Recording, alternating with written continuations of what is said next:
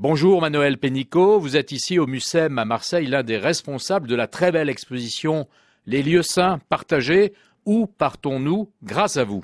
On fait un voyage, voire plus, on fait même un pèlerinage puisque les visiteurs sont invités à entrer dans l'exposition et à prendre entre guillemets un bâton de pèlerin pour marcher de lieu saint en lieu saint. On voit que des lieux ont pu être plus ouverts ou plus fermés. Mais aujourd'hui, ce sont des dizaines, des centaines de lieux tout autour de la Méditerranée qui se partagent ainsi? Alors on ne peut pas les compter parce qu'il y a des grands lieux de Terre Sainte connus comme bien sûr Jérusalem, mais beaucoup de ces lieux saints se situent aussi aux marges des territoires, dans des espaces, dans des interstices. Donc c'est des petits lieux, des fois disséminés dans la campagne, dans le paysage, donc c'est impossible en fait de les dénombrer. C'est l'histoire de la Méditerranée.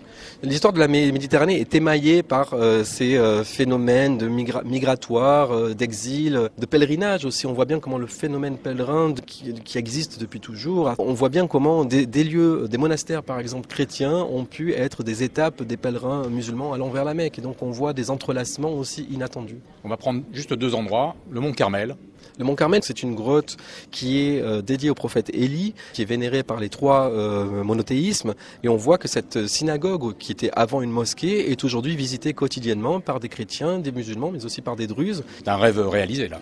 On peut le constater, y compris dans l'exposition, à travers des représentations, donc des carreaux de céramique, des icônes, des imprimés aussi, des plans du mont Carmel, et surtout un film que nous avons réalisé sur place, dans lequel nous interviewons des pèlerins chrétiens, musulmans, druzes, justement, qui disent qu'ils viennent ici très spontanément, très naturellement, ils ne se sentent pas exclus.